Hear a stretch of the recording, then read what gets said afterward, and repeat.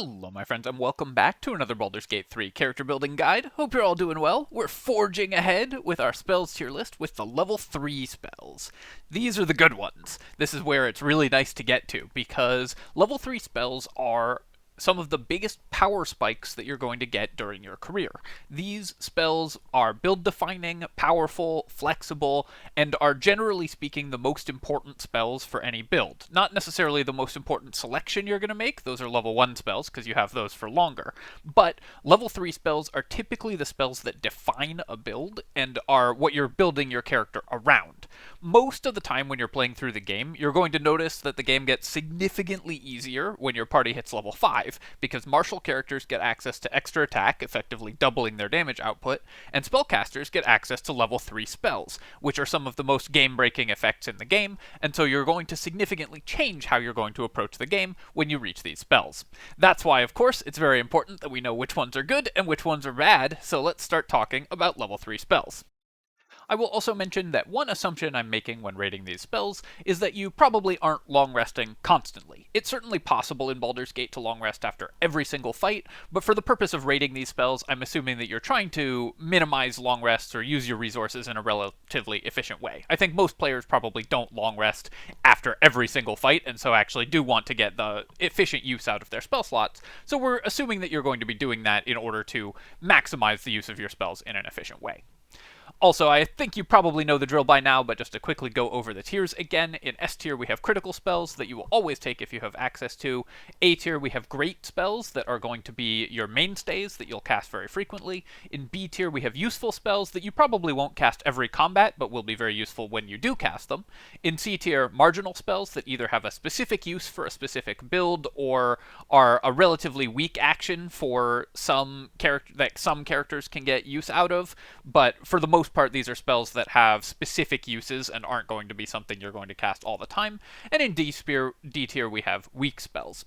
Weak spells don't mean useless. I've elected not to include an F tier because there are, I think, very few genuinely useless spells in Baldur's Gate. Almost all of them have some uses, but the D tier spells are generally speaking weaker than other options, and so you're typically going to want to avoid learning them or preparing them or casting them. I also often start these videos by going back to my previous tier lists and integrating the very good feedback that I get from the comment section. I really appreciate when people take the time to let me know what they think I misevaluated and where I can move spells around, and we've moved spells as a result of that. For the level 2 spells, I'm actually, I think, going to do that as a whole separate video rather than as part of this video, because there's actually a pretty extensive conversation that I want to have. There's something that I think is really worth doing a deeper dive on in the level 2 spells, so I'm going to, I guess, tease you with a future video on that, rather than include it in the level 3 spells. So with the level 3 spells, let's just jump right in and get started with a very complicated one, Animate Dead. Animate Dead is a summoning spell, which are always really worth looking at in Baldur's Gate because they last all day and don't take your concentration. Most of them. That allows you to basically cast an all-day buff that increases the effectiveness of your party significantly without spending a ton of resources on it. All you're spending is the spell slot. That's why summoning spells are so powerful. And Animate Dead is also very flexible because how it works, you get a different effect depending on the spell slot that you cast the spell.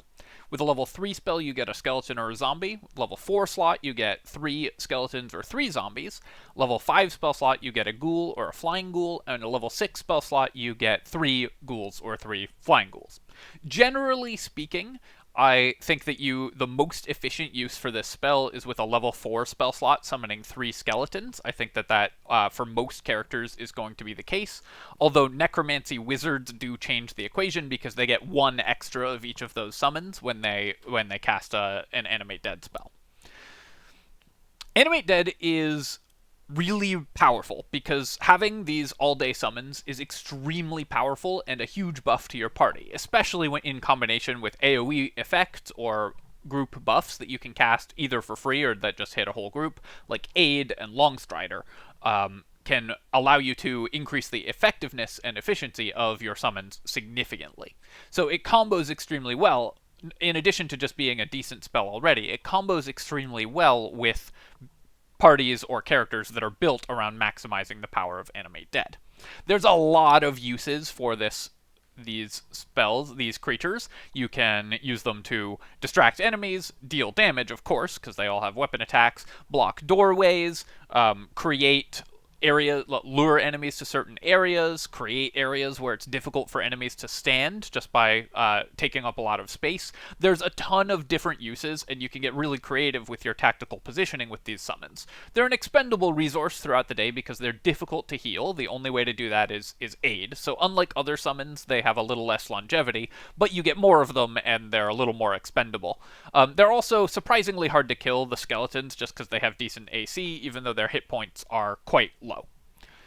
In general, I think that even in a build that's not built around maximizing Animate Dead is quite a strong spell and contender for a really solid use for a level 3 or 4 spell slot in any given adventuring day. It's going to give you a bunch of advantages. I would say it is an A tier, great spell, and of course is critical to some builds who will want to push that up a tier. I will also quickly note that controlling summons all day in Baldur's Gate is very annoying because you have to individually micro them, and so personally I don't find it that fun to march my summons around because the amount of extra time it adds to your turns is a lot. But if you enjoy that, then it's a very powerful effect, and from the perspective of just how powerful the spell is, it's an A tier spell for sure. Next up, Beacon of Hope. I guess I'm just hungry. Beacon of Hope is a cleric or paladin spell that, specifically Oath of Devotion Paladin, that maximizes healing received. It's a 10-turn concentration spell, and it hits your whole party in an AoE. And when you receive healing, if you're rolling a die for the healing, you're going to get the maximum result on that die. So if you were to get a healing word with a d4, you'll always be healed for 4. If you're getting a cure wounds for a d8, you'll always be healed for 8 with Beacon of Hope. This means that it also gives you advantage on wisdom saves and death saves during the duration. What this means is that in order to get a lot of value from it, you have to be casting it in addition to another healing spell, and healing spells are already pretty weak in Dungeons & Dragons combat in general. So spending a level 3 spell slot to make your already relatively weak spells inefficient is just a very more efficient is just a very inefficient use of resources. Also, the best healing effects don't roll dice at all.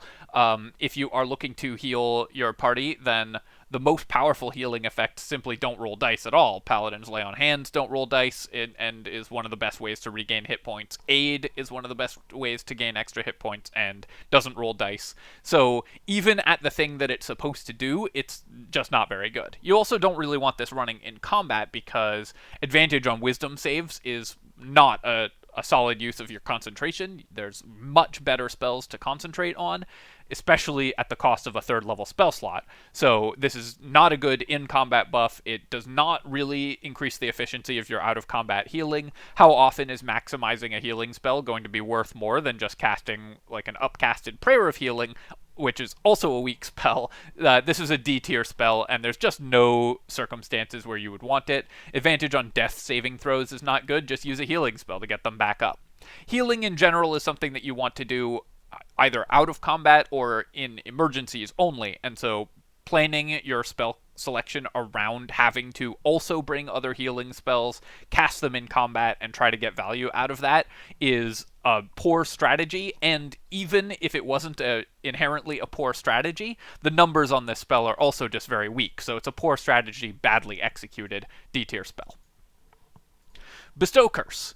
Bestow Curse is a touch range, concentration, wisdom saving throw spell. So it's a debuff. And one of the interesting things about this spell is that unlike most debuffs, it does not count as a hostile action when cast outside of combat. So you can cast it on a character and then start a fight with them, and they won't get mad at you for casting Bestow Curse. That's kind of a weird little corner case, but is probably the most interesting use for this spell.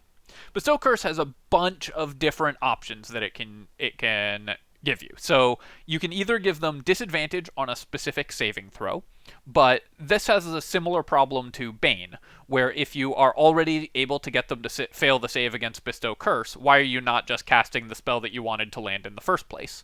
Maybe they have a worse save against like maybe they have a weak wisdom save, which this targets, and a strong save in the spell that you want to land. But that is very unlikely, since all the spells that you really want to land are going to target wisdom saves anyways. If you can get them to fail a wisdom save against this, why are you not just hitting them with a command or a spell that will actually take them out of the combat, rather than giving them disadvantage on a saving throw? So you're pretty much never going to use that aspect of the spell. You can also get additional damage on attacks against them. It basically works like a Warlock's Hex, but for a d8 instead of a d6 necrotic damage. And if you use this outside of combat, ahead of combat, to like not aggro an enemy, that's an okay use for a spell, but the amount of damage that you're going to get out of that for a level 3 spell slot is just not worth it. And of course, they could always just pass the save, and then you're really out of luck. You've spent a level 3 spell slot for nothing. And let's say that you, I don't know, get 5 attacks. You're spending a level 3 spell slot for 5d8 damage. That's for situationally 5d8 damage, save for 0, not save for half. That's worse than just about any other damage spell in the game. And if you're hitting them more than 5 times, then you probably need to look at the DPS of your party, because if you're hitting them with more than 5 attacks and still not killing them, then something is probably wrong. So the chances of getting a lot of value out of that version of the spell are very low. Finally, there is attack disadvantage, disadvantage on attacks. Again, that's worse than just taking them out of the fight with command. Or dread, which makes them have to pass a wisdom save at the beginning of every one of their turns, or they will have to skip that turn. And once again, this has the problem of they have to fail the save to apply the curse initially, then they have to fail a save on their turn in order to skip their first turn. So they need to fail twice in order to skip one turn. So you're basically casting a really bad hold person that doesn't give you critical hits. They get to try to break out of it every single turn. It's worse than any other option for any of its modes, and none of its modes are especially powerful things that you're trying to do anyways. Another D-tier spell. Marginally interesting because you can use it outside of combat, but in general, if you're using stuff outside of combat, you would rather just use a concentration buff than waste your concentration on a bad debuff. Blinding Smite. Blinding Smite is another Paladin Smite spell, so like the others, it costs your bonus action and does some damage, but less than a normal Smite spell. In this case, it does 3d8 rather than the 4d8 than you would from just making a normal Smite attack using a 3rd level spell slot. You're basically giving up 1d8 of damage in exchange for the effect of the spell. Unlike some of the other Smite spells, this one does not require your concentration, which makes it have much less of an opportunity cost.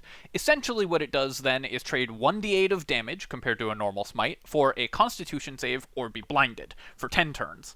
And a debuff that doesn't require your concentration is always pretty interesting. So, and blinded, while not the most powerful debuff, is a pretty strong one, especially for a melee character who wants to make subsequent attacks and will benefit pretty strongly from the advantage. Paladins actually are one of the characters that best uses advantage in the game because they benefit so strongly from critical hits. You can also use this on top of a normal, like the other Smite spells, you can use this on top of a normal Smite if you really need a lot of damage, and unlike those, this is actually enough damage that it might make the difference between an enemy living or dying. Adding 3d8 of extra damage if you know you're going to leave your enemy at like 10 HP can sometimes be the difference between a living enemy and a dead enemy, and sometimes that is worth a level 3 spell slot. Not often, and you won't use it on top of another Smite attack often, but it is possible. Incidentally, in order to do this, you have to set your Smites to use on reaction rather than actually make a Smite attack, and then you can say, yes, I'd like to use a Smite on the reaction after casting the spell. So that's how you do that in the interface. If you want more details on that, I've shown you how to do that in most of my Paladin guides, so just go check that out.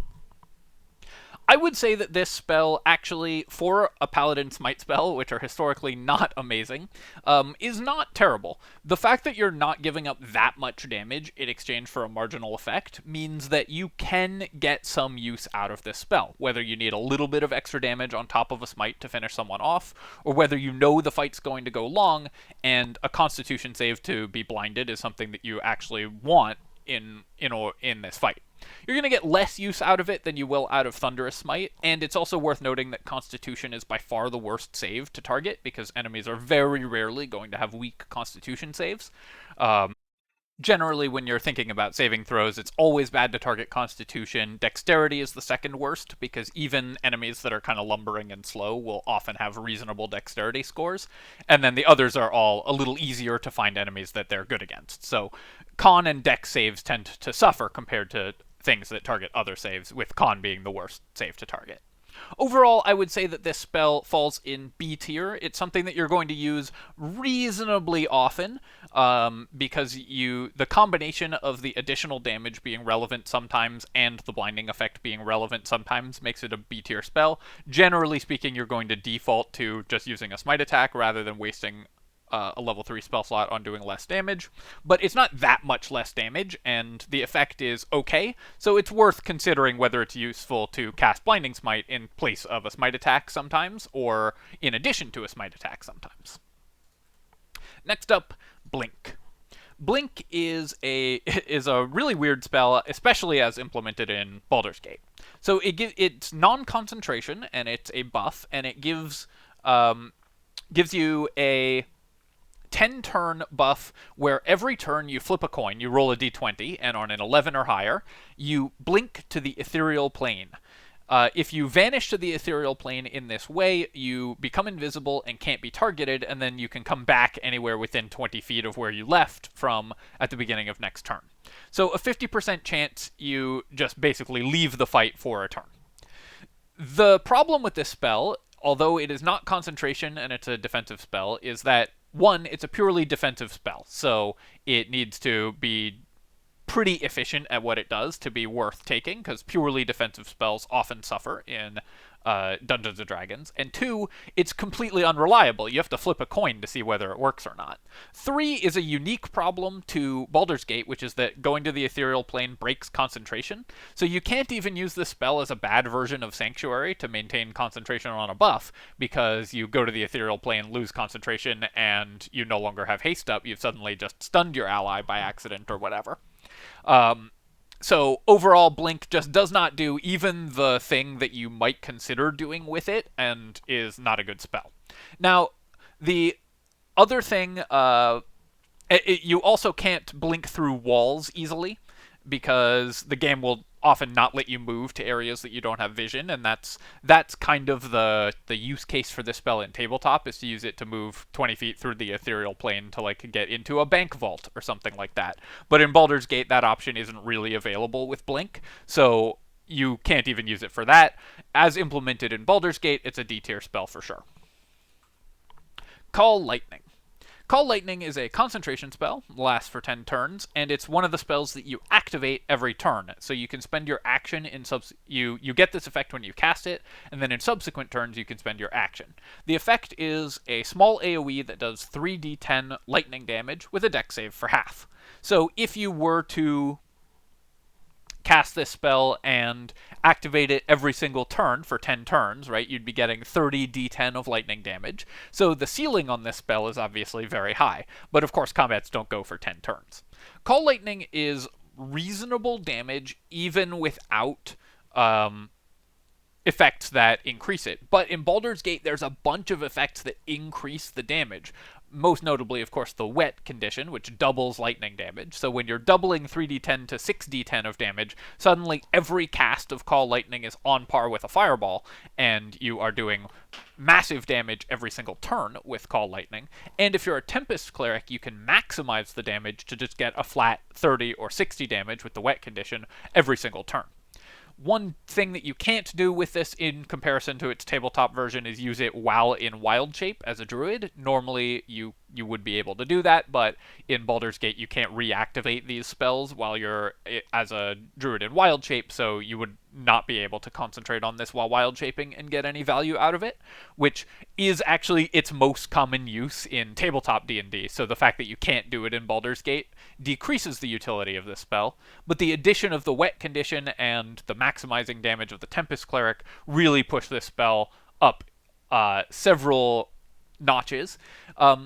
For a character that does not have easy access to the wet condition and isn't a Tempest Cleric, this would be a C-tier spell, but the fact that those things are just so easy to do in Baldur's Gate, and Tempest Cleric is just an incredible class that a lot of clerics are going to want to be Tempest Clerics, but just having such easy access to the wet condition with Create Water, with water bottles and stuff, doubling the damage of the spell. This is an A-tier spell. It's going to deal significant amount of damage every single turn, and is a great use for your concentration for most characters that have access to it, provided you have an easy way to get the enemies wet. Conjure Barrage. Conjure Barrage is a ranger spell, so again, like the Paladin level 3 spells, you don't get this till character level 9. And how it works is you spend your action to basically make an attack with your weapon in a cone. So you make a cone in front of you, it does the damage of your weapon, and 2d8 extra damage of the same type. It doesn't work like a weapon attack, though, so it doesn't apply on-hit effects, and unlike a lot of other weapon-based spells, this actually does take your whole action, not the attack action, so you can't use it in combination with extra attack. So basically, since you're a level 9 ranger, you already have extra attack, right? You are spending, you're giving up an attack that turn in order to do 2d8 damage and turn this into a cone. So you need to hit a lot of enemies before you are getting even on par with the damage of just making a normal weapon attack with your second attack. And enemies get a save for half. Giving them a dex save for half against your weapon damage is ridiculously bad. Which is just embarrassing for this spell. So not only are you giving up a weapon attack and spending a level 3 spell slot for 2d8 damage in an AoE, you're also potentially just doing way less damage than you would with a normal weapon attack. This spell is horrible. The numbers on it just don't work out. D-tier spell. We can move on pretty easily from this one. You'll notice, incidentally, and I said this before, that there are going to be a lot of D-tier spells as we go up in levels, and the reason for that is that the burden of quality on these spells is higher. A level 3 spell slot, minimum, is a more important resource than a level 2 or level 1 spell slot. So we're going to see spells get lower and lower in average tier as we go up levels, because the spells have a commensurately higher cost the higher level they are. A spell that doesn't do anything at level 3 is a much worse spell than a spell that doesn't do anything at level 1, because it costs you a much more important resource to not do something with it. Next up, Counterspell. Now, it's worth taking a moment to talk about how Counterspell actually works, because not only does the game never explain how Counterspell works, it actually straight up lies to you about how the spell works. So, how the spell works is when an enemy casts a spell, you get to cast a counterspell which can negate their spellcast. If their spell is of the level or lower than the spell slot you use to cast counterspell, it automatically counters it. So if they cast a spell at level 3 and you cast a level 3 counterspell, it gets countered. If they cast a spell at level 4 and you cast counterspell using a level 4 spell slot, that spell gets countered, no check. If their spell is higher level than the spell slot you use for counterspell, you have to roll a check, and that check is based on the difficulty of the spell. So if an enemy casts Chain Lightning, a level 6 spell, and you try to counterspell it with a level 3 spell, it's probably not going to work. So something that you need to keep in mind is that you always want to be counterspelling with a spell slot at least the level of the spell you're trying to counter. The roll here is also hidden. It doesn't show up in the combat log, which is very annoying to me because it makes it even harder to figure out how this spell actually works for players who aren't familiar with the tabletop game. And the spell description completely lies to you because it says at higher levels, like the upcasting section says there's no benefit, when in fact this is one of the most important spells to upcast when you need to. So the TLDR is you want to cast this using a spell slot of the level of the spell you're countering or higher, if at all possible, because that will guaranteed stop their spell from going off. This means it's kind of important to know the levels of spells. If an enemy's casting Wall of Fire, you want to use a level 4 counterspell. If an enemy's casting Chain Lightning, you want to use a level 6 counterspell, and so on. So that little sidebar is very important for knowing how to use this spell, which is important because this is the single most powerful spell in the game. Using your reaction to negate an entire enemy turn is ridiculously good, and it costs them the resource. If you counter the spell, they don't have that spell slot anymore. not only is this an important panic button for when an enemy casts a spell that's going to be really bad for you, it is also one of the best resource exchanges in the game, because you're spending your reaction and your spell slot for an enemy action plus a spell slot, and probably a lot of enemies only have one spell slot of that level that they are going to try to cast their highest level spell with in the beginning of combat. Using Counterspell to negate that is incredibly powerful. This is, I think, the most important spell for a party to have access to, and I would say that, barring specific circumstances, every party should plan to have a character that can get access to Counterspell, whether through Bard Magical Secrets at level 6, or getting a level 5 Sorcerer, Wizard, or Warlock, in order to pick up Counterspell. It's just that important to getting through the game smoothly and easily. This spell, I mean, I honestly, I cannot say enough good stuff about it. Once you figure out how to use it, it is just the best possible spell in the game. It's the most efficient resource exchange in the game. It is the best panic button in the game. This is a build-defining spell that you absolutely want. It's also important to note that there are no scrolls of this spell, so you have to actually level up in a class that gets it in order to select it, which is single-handedly a reason to bring a sorcerer or wizard with your party, or a bard or warlock. S tier spell, there's no question about that. Obviously, I don't think that's going to surprise anyone, but Counterspell is incredibly strong. Crusader's Mantle. Crusader's Mantle is a War Cleric or Paladin spell. So something that we have to take a look at is that it is more useful to War Clerics than it is to Paladins, at least inherently, because War Clerics get it at level 5 as a level 3 spell, and Paladins get it at level 9. That means it's a greater burden on the Paladins version of the spell to be useful than there is on the Cleric spell, because they get it 4 levels later. Sword Bards, I guess, or Bards get it at level 6 with Magical Secrets if you want it on a Bard, so 3 levels earlier than the Paladin gets it. But is it a good spell at all? The spell is a 10-turn concentration buff for your entire party that gives your attacks an extra d4 of radiant damage on every attack. So you're spending a level 3 spell slot basically just to do damage. It's a pure damage spell, it has no utility or anything, and it also requires your concentration. Do the numbers work out on the damage? The answer is no, definitely not. So a d4 of extra radiant damage is an average of 2.5 extra damage per attack. If you compare that to a fireball, which does 28 average damage, you need to hit with 11 attacks plus a little bit for this amount of damage to be worth it. Critical hits do count double in this case, because the damage will be doubled for critical hits, but needing 11 attacks or 5.5 criticals to equal the damage of a fireball is already pretty bad, and that is damage dealt only to one enemy. Fireball, of course, would be dealing AoE damage. That means that basically under no circumstances are you ever going to get a reasonable amount of damage out of this spell. It only lasts for 10 turns, and the level of damage output in exchange for a level 3 spell slot is just not there. The math on this spell simply doesn't work out. It also requires your concentration. You should never cast this spell, D tier spell. Daylight. Daylight is it's big light. It makes a 50-foot radius bright light, which counts as daylight. The times when you would want this over light are only if you really, really need a big area to be lit up, and in general you won't need that, and if you do need that, then you can use dancing lights, you can throw lit items around the place, you could just light the whole arena on fire, whatever.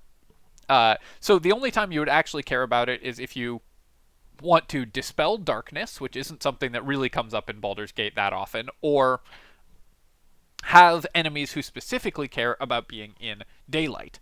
Now, there are some enemies that specifically care about being in daylight, most notably vampires. Vampires take damage and have disadvantage when they are in daylight, and so having the daylight spell available really messes up vampires.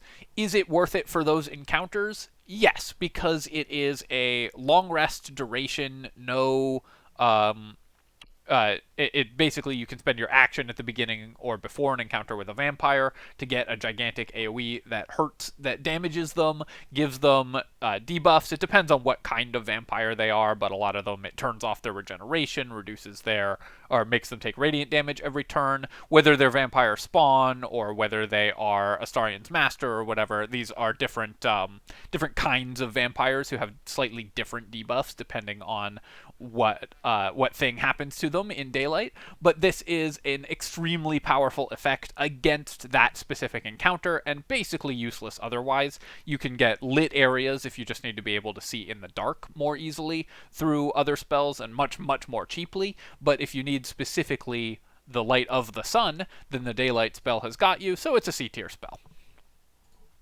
Elemental Weapon. Elemental Weapon is a day-long concentration spell, like Magic Weapon from level 2 spells, that gives your weapon a +1 bonus, so +1 to attack and damage, but also adds a d4 of elemental damage to the spell effect.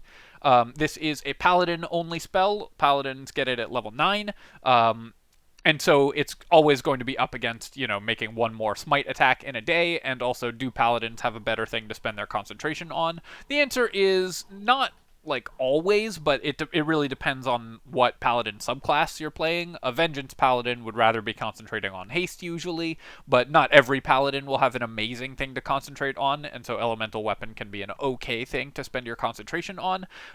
But how often is it going to be worth a level 3 spell slot as compared to just making another Smite attack in a day? Very rarely. This is a pretty inefficient use of a spell.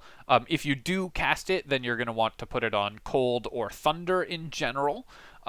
Because cold damage gives you the ability to double it with the wet effect and apply ice surfaces and stuff. Thunder damage is the hardest to resist. There's very few enemies in the game that are resistant to thunder damage, so just having thunder damage on your weapon can be useful. I think there are enough builds that will want to concentrate on Elemental Weapon and can get the spell slots back in some way that I'm somewhat tempted to put this in C tier, but I think in general that it's still just a bad use of a spell, even for the builds that can use it, so I'm going to put this in D tier.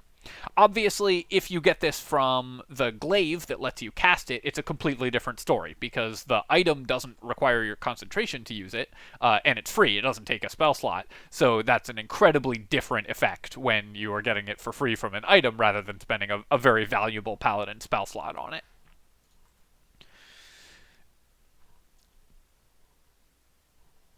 Next up, Fear, which has disappeared. Oh no, I moved it up here somehow. Alright, I don't know how I did that. Well, anyways, spoilers, I guess. Fear is a cone-shaped AoE spell that gives you that gives enemies a wisdom saving throw or they become fearful. Irritatingly, the fearful condition and the frightened condition are different. So the frightened condition is they can't move, but the fearful condition makes them run away. If they fail to save against fear, they have to run away, can't take actions on their turn, and they drop their weapon. This also is a wisdom targeting effect, which means that it's typically going to be good against melee characters who are the ones you most want to disarm and make run away. So often enemies with melee enemies will have low wisdom, so you can more reliably land fear on them. Then they run away, drop their weapon. This is a crippling, a devastating effect for melee enemies. This is because it means they spend 2 of their turns doing nothing and then are 2 turns away from where their weapon is if they drop it. You could have picked it up in the meantime, but also you can just they can just have to spend 2 turns walking back to get their weapon. This is an incredibly powerful effect. It's going to take melee enemies out of the fight for 3 or 4 turns, basically. It will take other enemies out of the fight for 2 turns. There's only 1 save against it. If they end their turn outside of line of sight against you, they get an extra save to try to break out of the effect, but they still have to make another save. 2 turns of disable for a single save is a great ratio, and this is better than a disable because it leaves them disabled for multiple turns. You can also attack them during the effect, so this is going to be just an extremely powerful spell, one of the best hard control spells in the entire game, and an incredible pick for every character, I would say. However, The reason that it doesn't quite get up to S tier, as I spoiled accidentally by having it somehow jump into the tier it's going to go in, is that there's a lot of enemies in the game that are immune to it. So, and often this isn't listed on their character sheet. Enemies who are immune to fear are not always immune to fear, or immune to frightened are not always immune to fearful, and vice versa. So some enemies who are not immune to the frightened condition are immune to the fear spell, just because of, I think, poor tooltipping and documentation on Larian's part. So this will occasionally fail to work just on certain enemies who are immune to it, and there are a lot of enemies in the game who are immune to it. So that's why it doesn't quite rise to the level of an S tier spell, because there's a lot of immunities to this spell, but otherwise this is just an incredible spell that you're going to be using very frequently. Another great thing about this spell is that you can't catch allies in the AoE. So if you cast the cone spell that has an ally in it, the ally ignores it completely. This only affects enemies. Just an incredible spell all round. If the enemies are not immune to the spell, this is one of the best spells in the game, but the prevalence of immune enemies does somewhat hold the spell back a little bit, so we're putting it in A tier. Feign Death. Feign Death is a spell that puts an ally into a coma where they can't act and they fall over, they become incapacitated for up to 10 turns. It does not require concentration, and it gives them resistance to all damage except psychic damage, and removes disease and poison from them. I think basically this is intended to be a version of Sanctuary, so you can use it to take an ally out of the fight for 10 turns and kind of protect them if they're in danger. But an ally who's in danger, resistance to damage is not enough to save them, and taking an ally out of the fight for 10 turns is obviously an incredibly bad problem, not to mention that it takes your action to do that, and it's melee range, so you can't even use it against an ally who, like, has gotten themselves into a bad position and is in trouble because you have to be in melee range. If you need this effect, you definitely want Sanctuary. This is a really, really bad spell. It's our first spell that I would put in F tier if I was doing F tiers, because you should never, ever cast a spell. There's literally no reason to do so. Use Sanctuary if you want that effect, because they can still act, they can still concentrate on stuff. And this spell is simply... this is the only spell, I think, that is actively harmful to cast in the game, and you would be better off having just hit spacebar and skipped your turn than having cast Feign Death. Fireball. Fireball is a giant AoE, so 60-foot range, 13-foot radius, so a big AoE spell. It's going to hit a lot of enemies, and it does 8d6 of fire damage. Fire damage is one of the weaker damage types to do, but this is a reasonable amount of it. 8d6 is an average of 28 damage with a dexterity save for half. Fireball is one of the most iconic spells in the game, obviously, and a very cool effect. You know, it looks really cool, sets the whole arena on fire, gigantic AoE, lots of damage. So the question, again, is just, is it enough damage? The answer is, against a lot of low health enemies, Fireball is often your best option. It's more damage than most other AoE options, so against like a big group of goblins, this can be a useful way to get them all out of combat. 28 average damage against a bunch of mooks, a bunch of like weak little enemies, Fireball can be powerful. It's going to decrease in value as you progress through the game, because the individual health pools of enemies are going to increase significantly, and it doesn't scale very well. Cast at higher levels, you get only a d6 of extra damage for every spell slot above 3rd, which is an insulting level of scaling. A 4th level Fireball is barely better than a 3rd level Fireball. It should definitely be 2d6. This is a problem that I have with the spell. It should certainly be balanced better in that way. But this spell at 3rd level is still one of your better damage options if you need a damaging spell. Really good in fights with a lot of weak enemies. And so generally speaking, I think you're going to be reasonably happy to have this spell in the early game, although you get better options as you level up. I think this is a B tier spell. Also, it's kind of funny that this tier list is using not the icon that Fireball uses in-game, but you all get the idea. Fireball, as just a pure damage spell, is only as good as how frequently it removes enemies from the fight, and the answer is, in the early game, especially like the Goblin Camp and stuff, if you're level 5 going into that fight, then Fireball can be pretty useful.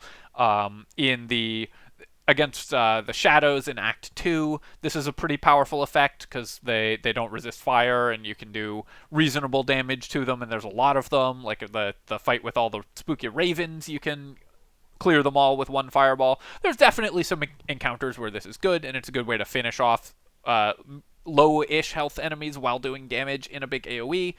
Generally speaking, not your best option, but a reasonable damage option if you're looking for AoE damage. Next up, Fly, or Grant Flight. I guess, actually, we're going to push that one down to Grant Flight just to stay in alphabetical order with the in-game description. So, next up, Gaseous Form. Gaseous Form is a spell that is your concentration and lasts for long rest, gives you resistance to all damage, so already you're doing better than Feign Death because you can still do stuff, sort of, but you can at least move. You get advantage on all your physical saving throws, con, dex, and strength saving throws, and you become tiny in size and you transform into a cloud of mist until you break the concentration. You can't attack in this form, so this is mostly useful for if you move pretty slowly. So this is mostly useful for passing through the pipes and vents and stuff that the game gives you. And there's probably better ways to do that. Reduce lets you pass through cracks, although not pipes, and you can use your familiars and stuff to go through the really familiars and mage hands to go through the really little things. I think there are a couple sequences in the game where Gaseous Form is actually the best way to get your party into another area while bypassing some encounters. This is not a spell that you're going to cast often, but I think there are like 2 encounters where it'll come up. We're going to put it in C tier. Glyph of Warding. Glyph of Warding is an abjuration spell that lets you create an area on the ground that triggers when an enemy enters it. This also triggers if you cast it while an enemy is already in it. So you can use it either as a landmine or a trap, or as just a blasting spell, just to put it on top of an enemy and have it go off immediately. There are several modes for this spell. Either it does 5d8 damage with a dex save for half, and this damage can be any of the elemental types: thunder, lightning, fire, cold, or acid. Usually cold, for the same reasons that you're always going to usually default to cold in Baldur's Gate. Or it can push enemies out of the AoE, so you could potentially put it next to a cliff and have enemies get pushed off it. But that's, I would say, a pretty rare use for the spell. Or it can put enemies to sleep. The fact that it's a dex save that puts enemies to sleep is pretty interesting, because normally an effect like that is going to target wisdom or constitution or something like that, so hard crowd control on a dexterity save is fairly rare.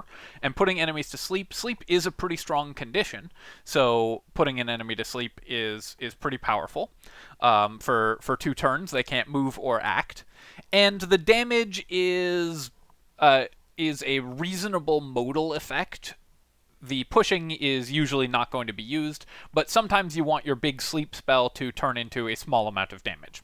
The other thing that is relevant about this spell is that it's an abjuration spell, so you can use it in combat to charge Arcane Ward, and it's cold damage, so you can double it with the wet condition. If you're not using it doubled, then it's pretty weak damage. So, a fireball does 28 average damage in the same AoE. Glyph of Warding is only 22.5 average damage, so it's significantly less damage than a fireball with the 5d8 damage, and the same, AoE, same save for half and everything. But the optionality to turn this into a sleep spell instead is still pretty powerful, and a dex-based sleep spell is pretty good. As well, it combos really well if you're doing an Abjuration Wizard build, because it's an Abjuration spell, so you get 3 stacks of Arcane Ward when you cast it, and because it's cold damage, you can double it, so it has a few more utility effects than Fireball. I don't think that pushes it up into A tier, because there are generally better control spells. Like I said, dex saves are not a great one to target typically. A lot of enemies are immune to sleep as well, but the fact that it has 2 options and 2 modes and also has some extra combos makes Glyph of Warding a pretty solid spell that is worth considering for a lot of characters. Definitely not one you're going to be sad to have, and some builds are kind of built around it, so I'm putting it in B tier. Grant Flight. So this is called Grant Flight to distinguish it from Fly, which is the name of the tabletop spell, because the Fly action in Baldur's Gate is a specific thing. And this is the spell that has changed the most from tabletop D&D to Baldur's Gate, because you can't fly in Baldur's Gate. So the fly spell doesn't really do the thing that it's supposed to let you do. In Baldur's Gate, flying is actually jumping. It's a short little hop that lets you go. Your movement speed in distance basically lets you jump instead of moving for your move action. In tabletop D&D, this spell actually lets you fly, staying up in the air above people where they cannot hit you, which is a much more interesting and powerful action and a much more worthy use of a level 3 spell. Since flying doesn't exist in Baldur's Gate, the spell that gives you flying turns out it's not very good. And giving you the spell that gives you flying, giving you minimal hopping is, I would say, not a good trade. You want to spend your third level concentration spells on things that actually impact the game in any way, and this basically doesn't. It's almost completely overtaken by just using your normal bonus action jump, so I would not recommend Grant Flight. The way to get this that's good is through the Storm Sorcerer feature that gives you this effect for free every time you cast a spell, because then you're not spending an action and concentration and a level 3 spell slot on it. So that version of flying is fine, or of course the illicit version of flying. But as casting a spell, the fact that the fly spell does not let you fly unfortunately makes it D tier. Alright, my friends, I am going to cut this tier list off here because we're already running long, and I want to go to part 2 on a real cliffhanger, so everyone should, write in the comments where you think I'm going to put haste when we come back for part 2. But I hope that you have enjoyed this video, and as always, of course, do let me know if there's anything you think I should move. You'll notice that, as I said many times in my previous tier lists, many, many more spells as we go up levels are reaching lower points in the tiers. There's many fewer S tier spells. There are many, many more D tier spells as we go up levels in the spell list. Overall, at level 3, many fewer damage spells are worth casting. Only the ones that really do a lot of damage are any good. And control spells and reactive spells are really becoming king at this level. That said, for some reason, the level 3 spells are skewed to the back half of the alphabet. All the good ones are in the back half of the alphabet, so I think we'll see a slightly stronger spread when we come back for part 2 of this tier list. Alright folks, hope you've enjoyed this, and as always, of course, feel free to like the video, leave a comment for the algorithm, and you can subscribe to my channel for more of this and other strategy game content. Cheers, and I will catch you next time.